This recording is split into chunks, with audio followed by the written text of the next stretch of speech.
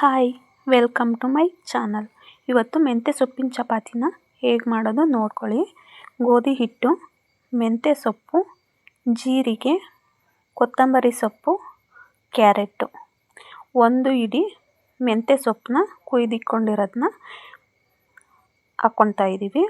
ನಂತರ ಕ್ಯಾರೆಟ್ ಹಾಕ್ಕೊತಾ ಇದ್ದೀವಿ. ಕೊತ್ತಂಬರಿ ಸೊಪ್ಪು ಸ್ವಲ್ಪ ಹಾಕ್ಕೊಳ್ಳಿ. ಜೀರಿಗೆ ಆಪ್ಷನಲ್ಲು, ಬೇಕಾದವರು ಹಾಕ್ಕೊಳ್ಳಿ. ನಾನು ಹಾಕ್ಕೊತಾ ಇದ್ದೀನಿ. ಬೇಡ ಅಂದರೆ ಸ್ಕಿಪ್ ಮಾಡ್ಕೊಳ್ಳಿ.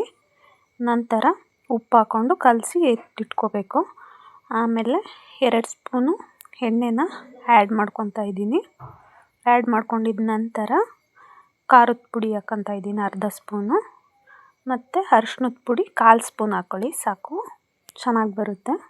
ಮತ್ತು ನೀರು ಹಾಕ್ಕೊಂಡು ನೀಟಾಗಿ ಕಲಿಸ್ಕೊಳ್ಳಿ.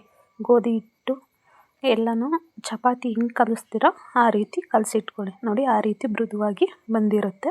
ಒಂದು 2-3 ಚಮಚ ಲಾಸ್ಟಿಗೆ ಎಣ್ಣೆ ಸೇರಿಸ್ಕೊಂಡ್ರೆ ಇನ್ನೂ ಚೆನ್ನಾಗಿ ಬರುತ್ತೆ. ನೋಡಿ, ಲಟ್ಟಿಸಿದ್ದೀನಿ ಯಾವ ರೀತಿ ಬಂದಿದೆ ಅಂತ ಹೇಳಿ. ಗ್ಯಾಸ್ನ ಆನ್ ಮಾಡಿಕೊಂಡು ತವ ಇಟ್ಕೊಂಡಿದ್ದೀನಿ. ಕಾಯ್ದಿದೆ. ಇವಾಗ ಎಣ್ಣೆನ ಹಾಕ್ಕೊತಾ ಇದ್ದೀನಿ.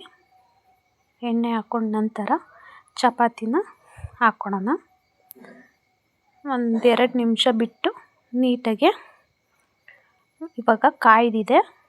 ಕಾಯ್ದಿದ ನಂತರ ಎಣ್ಣೆನ ಹಾಕ್ತಾಯಿದ್ದೀವಿ. ಇನ್ನೊಂದು ಕಡೆ ಎತ್ಬಿಟ್ಟು ಹಾಕಿ ಅದನ್ನು ಸಹ 1-2 ನಿಮಿಷ ಬೇಯಿಸ್ಕೊಳ್ಳಿ.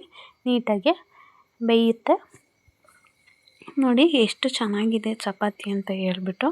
ಕ್ಯಾರೆಟ್ ತಿಂದಿಲ್ಲದೆ ಇದ್ದವರು ಸಹ ತಿಂತಾರೆ. ಮೆಂತ್ಯ ಸೊಪ್ಪು ಕಹಿ ನಾನು ತಿನ್ನಲ್ಲ ಅಂತಾರಲ್ವ, ಅಂಥವ್ರಿಗೆ ಈ ರೀತಿ ಮಾಡಿಕೊಟ್ರೆ ಮಕ್ಕಳಿಗೆ ಆಗಲಿ ದೊಡ್ಡವ್ರಿಗೆ ಆಗಲಿ ಚೆನ್ನಾಗಿರುತ್ತೆ. ಚಪಾತಿ ಈ ರೀತಿ ಮಾಡಿದ್ರೆ ಮಡಚಿ ಈ ರೀತಿ ಬೇಯಿಸ್ಕೊಂಡ್ರೆ ನೀಟಾಗಿ ಎಲ್ಲ ಕಡೆನೂ ಬೇಯುತ್ತೆ. ಮೆಂತ್ಯ ಚಪಾತಿ ರೆಡಿಯಾಗಿದೆ. ನೋಡಿ, ಚಟ್ನಿ ಜೊತೆ ಎಷ್ಟು ಚೆನ್ನಾಗಿರುತ್ತೆ ಗೊತ್ತಾ. ಮತ್ತು ಮೆಂತ್ಯ ಸೊಪ್ಪು ಆರೋಗ್ಯಕ್ಕೂ ಸಹ ಒಳ್ಳೆಯದು. ಕ್ಯಾರೆಟು ಸಹ ಒಳ್ಳೆಯದು. ಕೆಲವರು ಎಲ್ಲನೂ ತರಕಾರಿನ ಆರಿಸಿ ಇಕ್ತಾರೆ. ಹಂಗಾಗಿ ಈ ರೀತಿ ಮಾಡಿಕೊಟ್ರೆ ಎಲ್ಲರೂ ಸಹ ಚಪಾತಿನೂ ತಿಂತಾರೆ ಮತ್ತು ತರಕಾರಿ ಮತ್ತು ಸೊಪ್ಪನ್ನು ಸಹ ನೀಟಾಗಿ ತಿಂತಾರೆ. ಮೆಂತ್ಯ ಸೊಪ್ಪಿನ ಚಪಾತಿ ರೆಡಿ.